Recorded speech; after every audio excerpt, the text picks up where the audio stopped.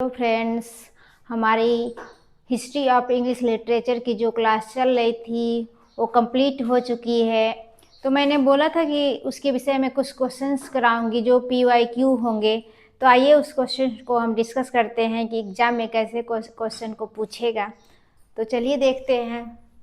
हमारा first question है, which 3 Germanic tribes invaded Britons in the 5th century AD, bringing them to the roots of modern English।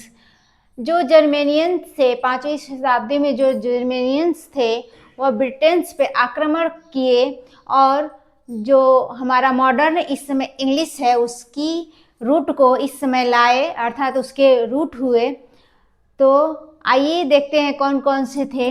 The Danes, Saxons and Celts, the Jutes भी कह सकते हैं, जाट भी कह सकते हैं। तो Angles and Saxons, the Celts, Jutes and Saxons, the Saxons, Danes and Angles. तो मैं आपको बताई थी कि जो हमारा ओल्ड इंग्लिश था, ओल्ड इंग्लिश था जो 166 से लेकर 1500 तक था। इस ओल्ड इंग्लिश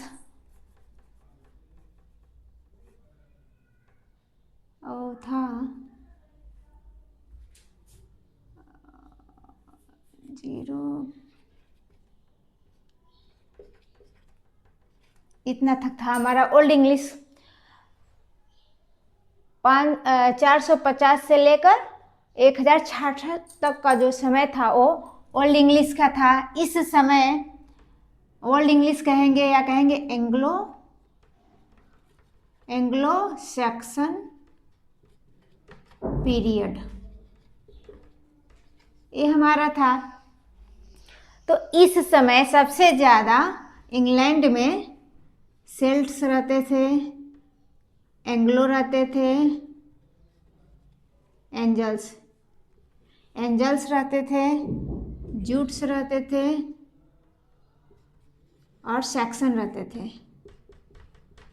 इसमें सबसे ज़्यादा मात्रा में ये 3 जो जातियाँ थी, जनजातियाँ थी, ये रहती थी और इनके ही आधार पे हम इनका नाम, ओल्ड इंग्लिश का नाम एंग्लो सैक्सन पीरियड रखा गया। और जो दूसरा हमारा मिडिल एज है वो उस समय उसका नाम एंग्लो नॉर्मन पीरियड रखा गया था। तो सबसे ज़्यादा यही 3 जनजातियाँ थी जिनके आधार पर हम ओल्ड इंग्लिश का नाम एंग्लो सैक्सन पीरियड रखे। यही तीनों जनजातियाँ थी जो ब्रिटेन पे आक्रमण की और उस पर अपना अस्तित्व जमाई और आगे चलकर ये हमारे मॉडर्न इंग्लिश की रूट बनी। तो कौन कौन सी थी देखते हैं। पहला है, ए है हमारा the Danes, Saxons and Celts, the Jutes, Angles and Saxons, the Celts, Jutes and Saxons, the Saxons, Danes and Angles. तो क्या Angle, A the Jutes, Angles and Saxon. तो हमारा आंसर क्या हो जाएगा, बी। क्या हो जाएगा, बी। ये 3 ट्राइब्स थे जो हमारे मॉडर्न इंग्लिश की रूट को यहाँ मॉडर्न इंग्लिश तक लाए। दूसरा क्वेश्चन है, which of the following country is customarily taken as the starting place of renaissance, renaissance या रिनेसे। तो जो कौन सा इसमें जो नीचे दिया गया है कौन सा कंट्री है जो साधारणतः जो रेनेशा है उसकी स्टार्टिंग प्लेस है। तो कौन सा है, इटली है, जर्मनी है, रसिया है, अमेरिका है। तो जो रेनेशा स्टार्ट हुआ था, रेनेशा का काल हमारा कब से कब तक है। तो रेनेशा जो स्टार्ट हुआ था, रेनेशा जो है हमारा 1500 से लेकर 1600 तक के बीच का जो टाइम है उस समय रेनेशा का पीरियड था। इसको मॉडर्न एज भी कहते हैं, early modern age, early modern age. इसको 4 पार्ट में डिवाइड किया गया था। फर्स्ट है हमारा एलिजाबेथन एज, सेकेंड है जैकोबियन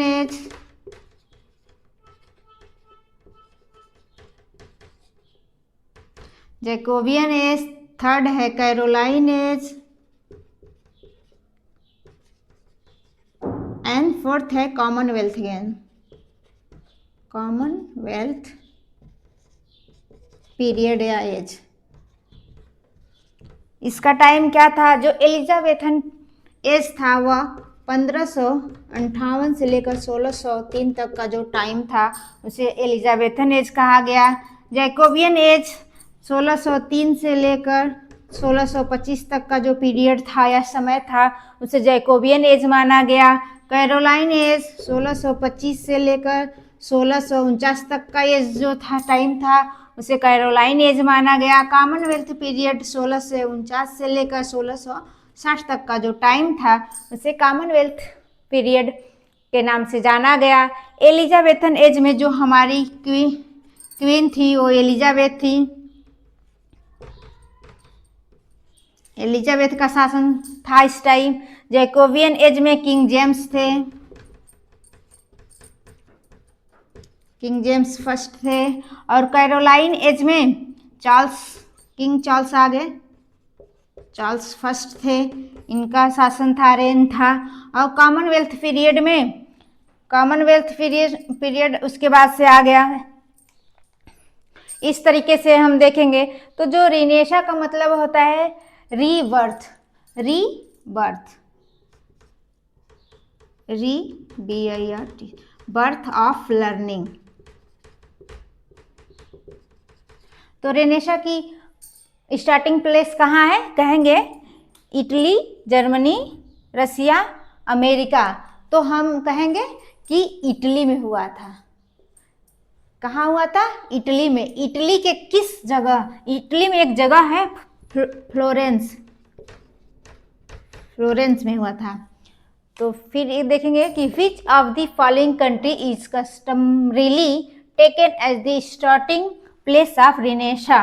रेनेशा का जो स्टार्टिंग प्लेस है वो इटली है, इटली के फ्लोरेंस में है। तो इस तरह से 2 क्वेश्चन, आगे भी है और सारे क्वेश्चन हैं तो मैं डिस्कस करने। आइए नेक्स्ट क्वेश्चन देखते हैं। Which of the following book was translated into English by Wycliffe? इसमें जो दिया गया है क्वेश्चन वो उसका मतलब है कि which of the following book, जो नीचे बुक दिया गया है इसमें से कौन सा बुक है जो वाइक्लिफ ने ट्रांसलेट किया था इंग्लिश में। कौन सा बुक है जिसको वाइक्लिफ ने इंग्लिश में ट्रांसलेट किया था? तो पहला है ए एलिटरेटिव वर्सेज, बी है बाइबिल, और सी है a king and no king, दूसरा डी है गार्बोडक। तो हम आपको पढ़ाए थे कि जो हमारा मिडिल इंग्लिश है,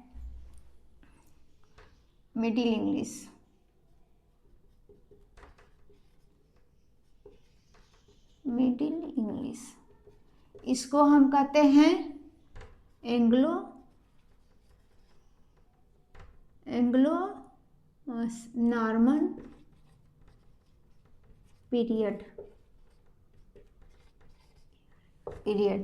कब से कब तक था? तो 166 से लेकर 1500 तक का जो टाइम था उसे मिडिल इंग्लिश या एंग्लो नॉर्मन पीरियड कहते हैं। इसे एज ऑफ चौसर भी कहते हैं।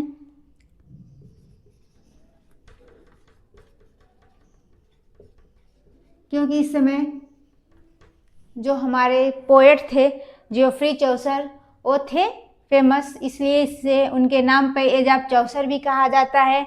इस समय जो विलियम, जो नॉर्मेंडी एक जगह था उसका एक किंग था, उसको हम कहते थे William the Duke of Normandy,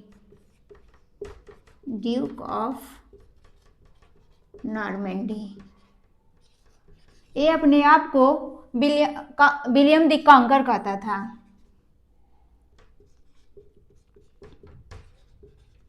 William the conquer.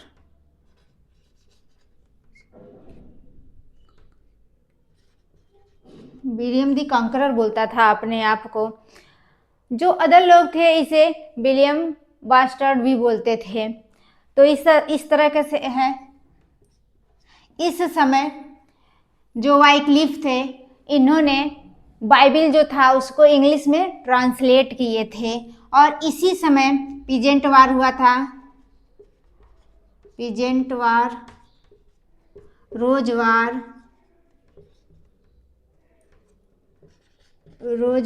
Peasant war, black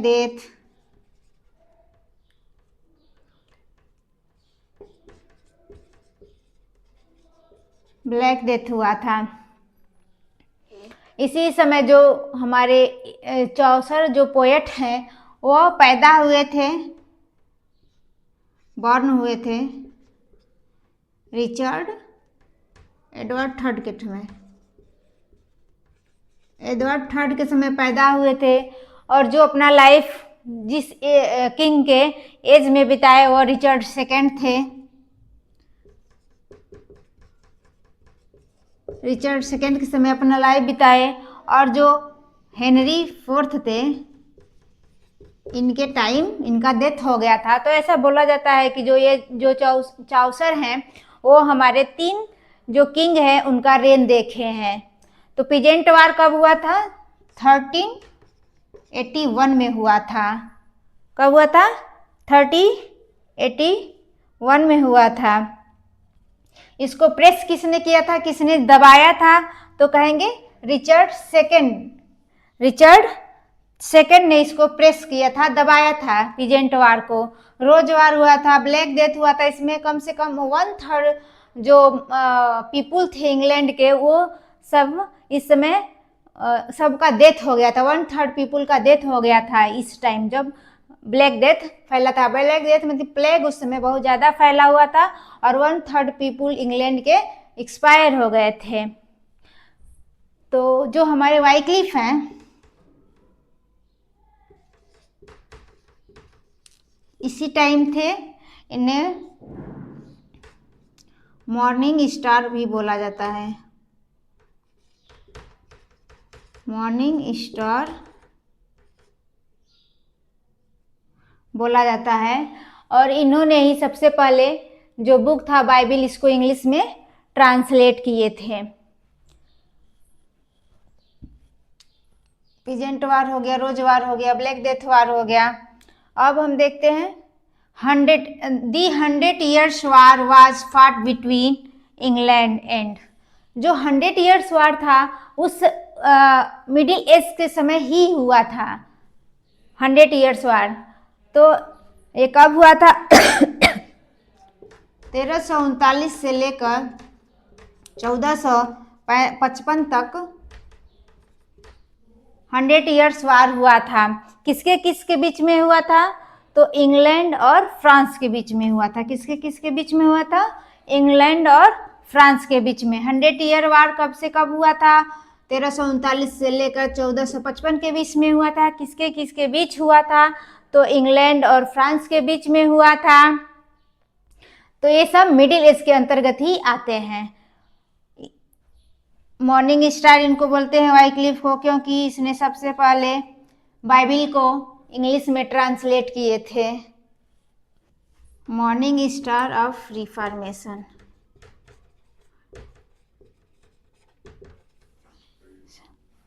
Wycliffe जो हमारे हैं ये इसी समय सबसे पहले जो बाइबिल था उसको इंग्लिश में ट्रांसलेट किए थे और इन्हें मॉर्निंग स्टार ऑफ रिफॉर्मेशन बोला जाता है। ये फिलोसफर भी थे, प्राइस्ट भी थे। और जो हमारा मिडिल एज है इसी समय 100 year वार हुआ था। और किसके मध्य हुआ था? तो इंग्लैंड और फ्रांस के बीच हुआ था। आइए 5th क्वेश्चन के बारे में डिस्कस करते हैं। 5th क्वेश्चन है हमारा, who was the king when George Chaucer was born. जब जो चाउसर थे वो बॉर्न हुए, पैदा हुए, उस समय कौन से किंग थे यूरोप इंग्लैंड में?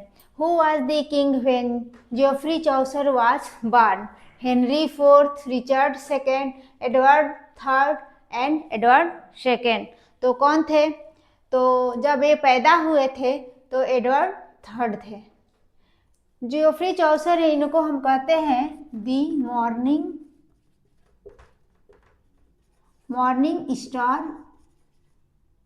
Star of रिनेशा।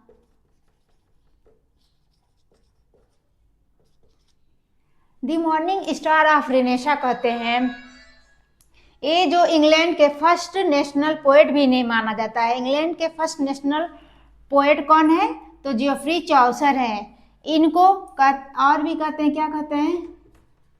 The father of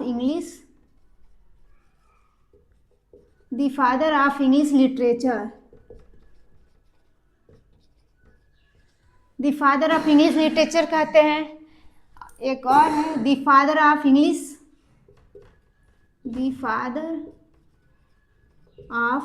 poetry भी कहते हैं।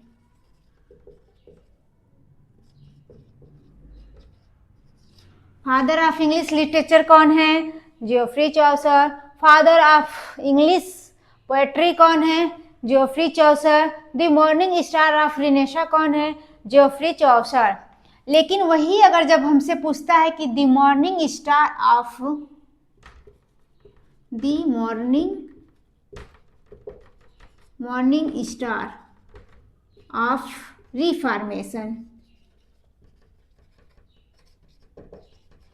रिफॉर्मेशन के मॉर्निंग स्टार कौन है? तो वाइक्लिफ है। कौन है? वाइक्लिफ,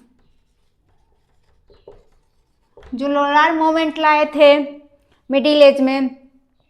तो मॉर्निंग स्टार ऑफ रिफॉर्मेशन कौन हो गए? वाइक्लिफ। इन्होंने ही सबसे पहले बाइबल को इंग्लिश में ट्रांसलेट किया था। तो यहाँ हमें कंफ्यूज नहीं होना है कि जब मॉर्निंग स्टार ऑफ रिफॉर्मेशन कहे तो तुरंत जाना हमारा ध्यान माइंड कहाँ जाएगा? वाइक्लिफ पे। लेकिन जब मॉर्निंग स्टार ऑफ रिनेशा बोले तो हमें क्या करना है? Geoffrey Chaucer. कौन है? Geoffrey Chaucer. इस तरह से अब देखते हैं next question. Who among the following was not a university wits? First हैं रॉबर्ट ग्रीन, दूसरे हैं Thomas Nashe, Francis Bacon, George Peele. तो जो हमारे यूनिवर्सिटी विट्स है उसमें से ऐसे क्वेश्चन पूछा है कि वाज नॉट।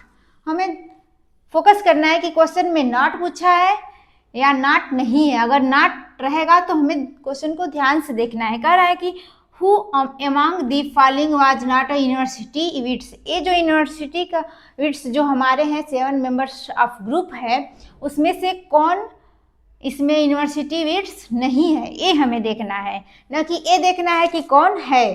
तो क्वेश्चन को हमें केयरफुली रीड करना है। तो Robert Greene, Francis Bacon, Thomas Nashe, George Peele. तो हम जानते हैं कि जॉर्ज पीले भी हैं, नेस भी है, ग्रीन भी है। ये हमारे फ्रांसिस बेकन नहीं है, तो हम इस पे मार्क करेंगे। अब हम देख लेते हैं यूनिवर्सिटी विट्स क्या थे, कौन थे। जो यूनिवर्सिटी विट्स है ये 7 स्कॉलर्स का ग्रुप है। 7 स्कॉलर्स ग्रुप है। जो 7 स्कॉलर्स थे, इसमें ये जो 7 स्कॉलर्स थे वो ऑक्सफोर्ड और कैम्ब्रिज के स्कॉलर रहे थे। तो देखते हैं इसमें से 3 जो हैं ऑक्सफोर्ड से हैं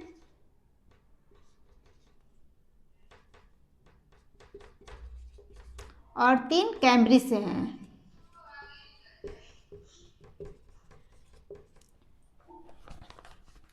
तीन कैम्ब्रिज से हैं। जो हमारे Christopher Marlowe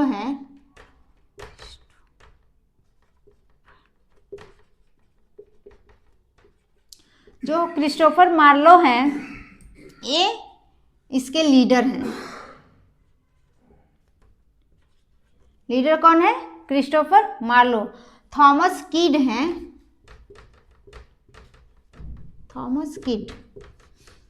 neither Oxford not Cambridge.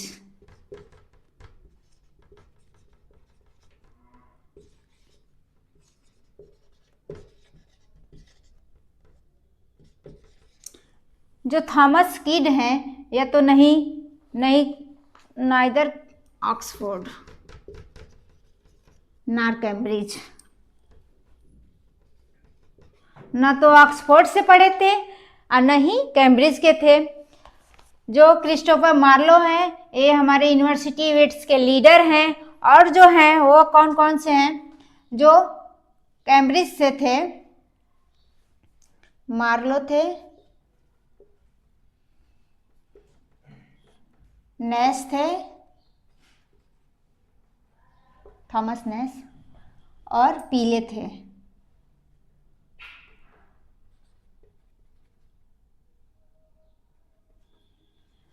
Oxford के थे थॉमस लॉज,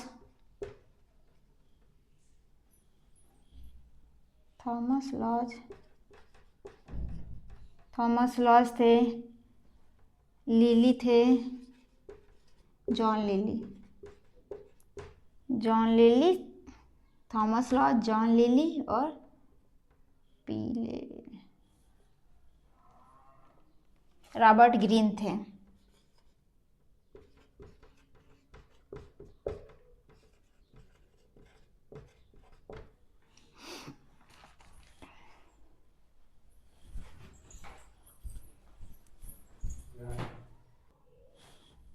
इसमें पीले नहीं है, इसमें ग्रीन है, थॉमस ग्रीन। यहाँ ग्रीन नहीं है, पीले हैं।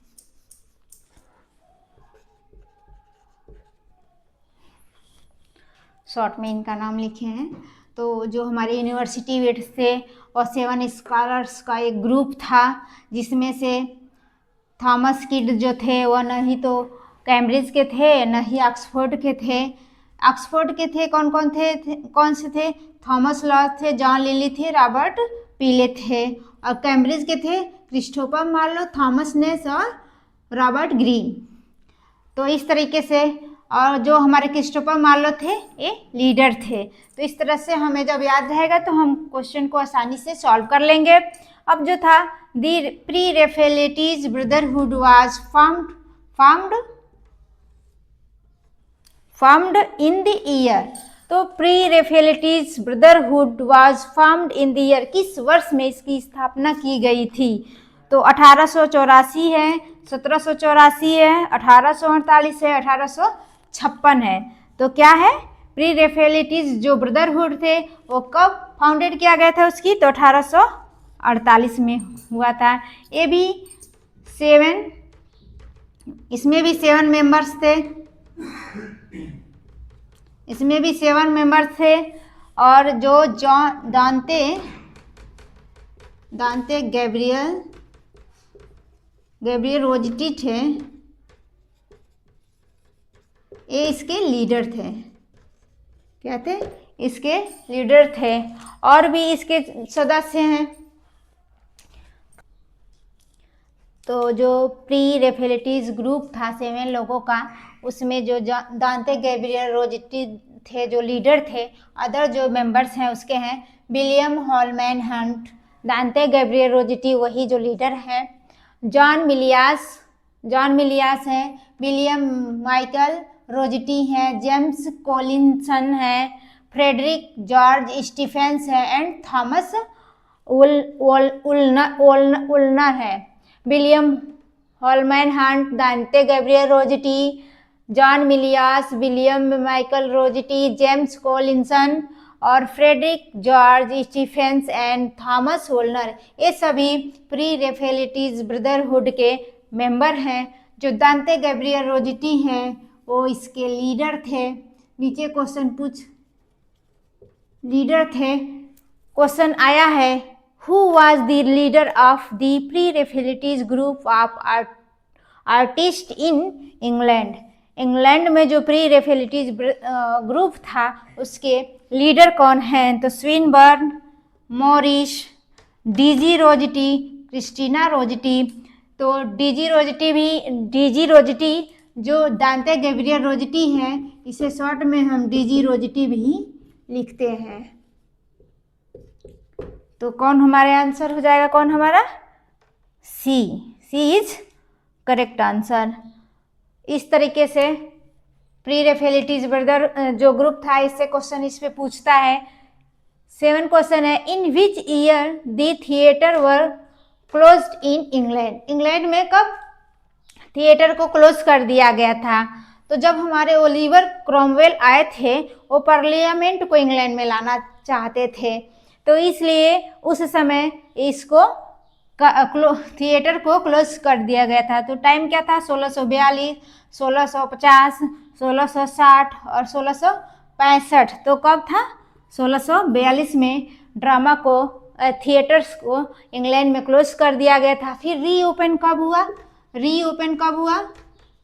तो 1660 में, जब चार्ल्स सेकेंड आए उस समय 1660 में फिर से जो थिएटर थे उसको ओपन कर दिया। नेक्स्ट क्वेश्चन है हमारा, who among the following poets does not belong the Victorian period. जो विक्टोरियन पीरियड है इसमें जो नीचे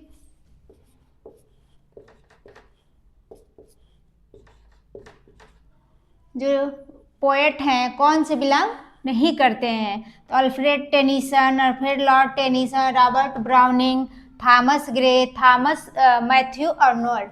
इसमें से कौन ऐसे पोएट हैं जो विक्टोरियन एज में बिलोंग नहीं करते हैं? तो कौन से हो जाएंगे? हमारे जो विक्टोरियन एज में है, टेनिसन भी है, रॉबर्ट ब्राउनिंग भी है, थॉमस अर्नोल्ड भी है, थॉमस ग्रे नहीं है, थॉमस ग्रे नहीं है। अगला क्वेश्चन है, which of the following is the first English tragedy. Which of the following is the first English tragedy. First English tragedy कौन सा है?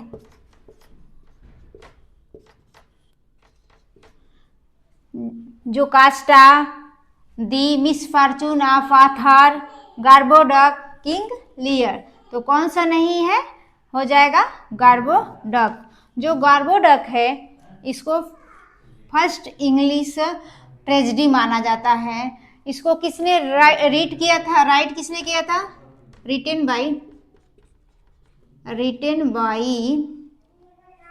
By Thomas Norton and Thomas Sackville ने लिखा था। कब लिखा था? तो 18 कब पब्लिश हुआ था? ये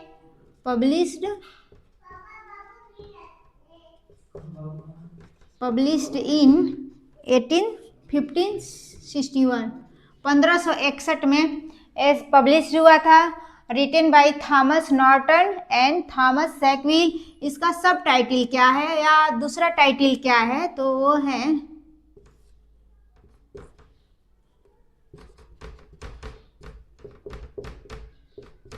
सब टाइटल है फेरेक्स एंड पोरेक्स।